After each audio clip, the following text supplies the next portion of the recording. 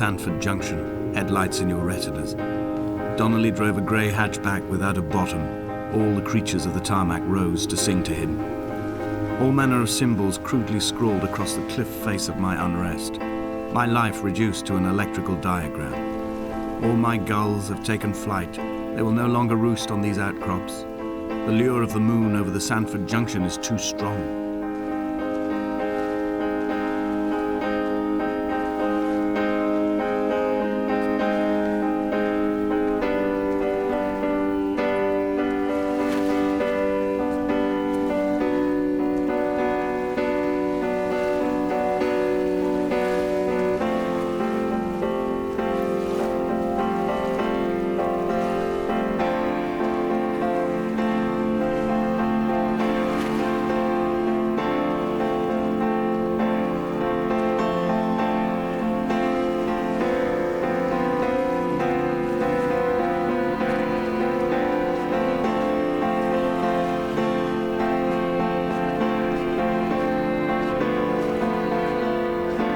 I returned home with a pocket full of stolen ash.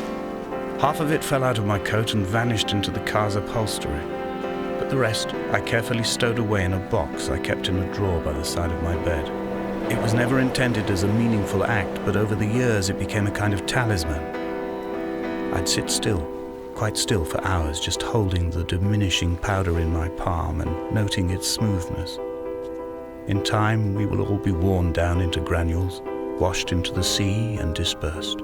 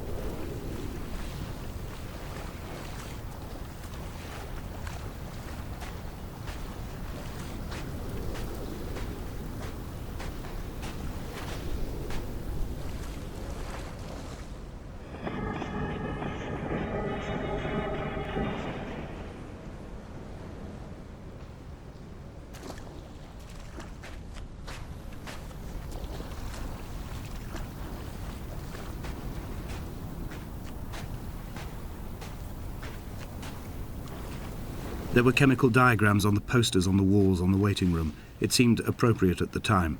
Still life abstractions of the processes which had already begun to break down your nerves and your muscles in the next room. I crammed diazepam as I once crammed for chemistry examinations. I am revising my options for a long and happy life.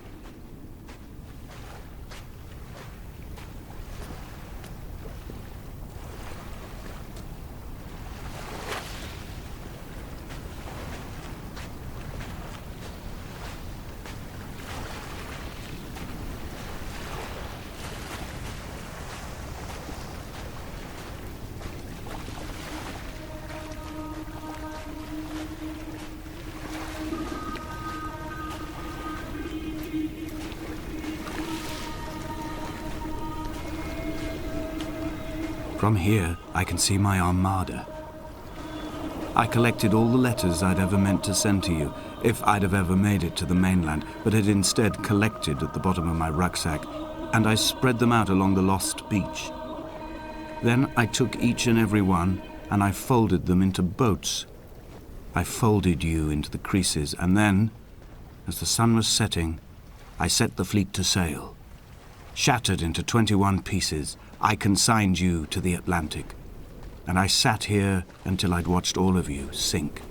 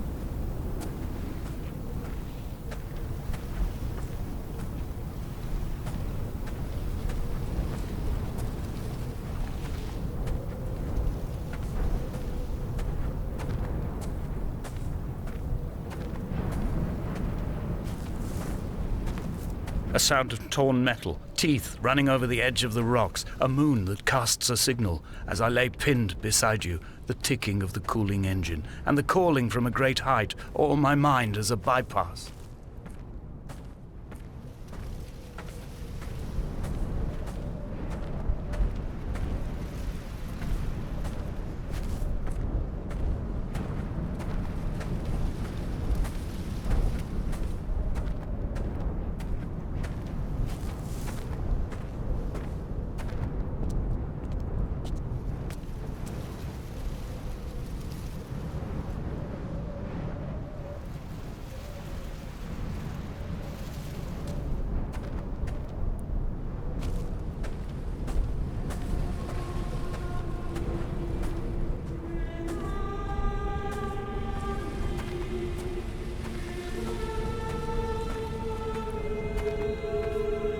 I've begun my voyage in a paper boat without a bottom.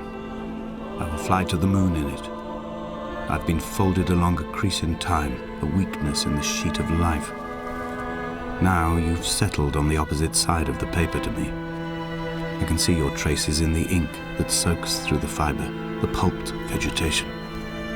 When we become waterlogged and the cage disintegrates, we will intermingle.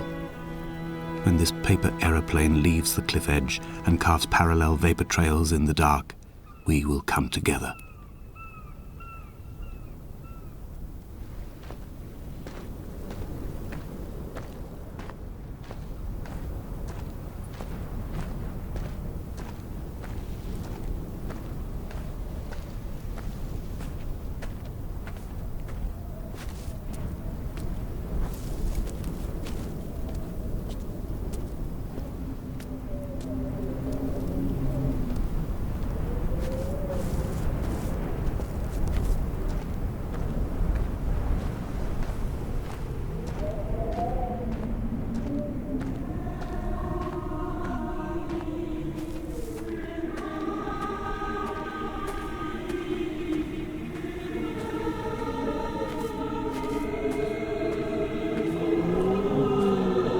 If only Donnelly had experienced this, he would have realized he was his own shoreline, as am I. Just as I am becoming this island, so he became his syphilis, retreating into the burning synapses, the stones, the infection.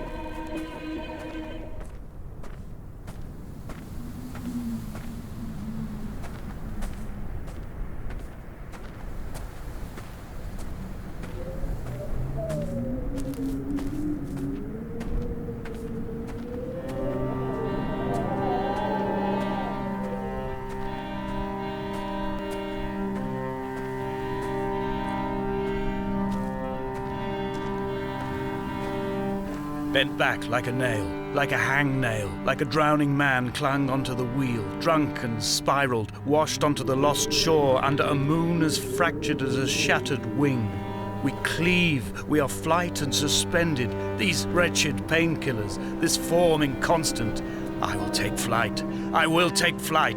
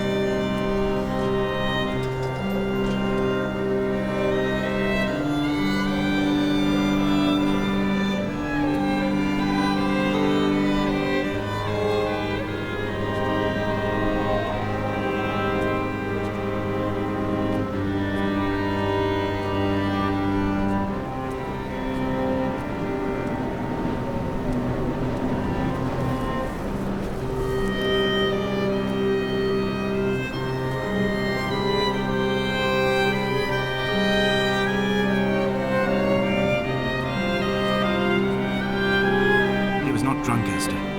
He was not drunk at all. He had not drunk with Donnelly or spat Jacobson back at the sea. He had not careered across the lost shores and terminal beaches of this nascent archipelago. He did not intend his bonnet to be crumpled like a spent tissue by the impact. His windscreen was not star-studded all over like a map of the heavens. His paintwork etched with circuit diagrams, strange fish to call the gulls away. The phosphorescence of the skid marks lighting the M5 all the way from Exeter to Damascus.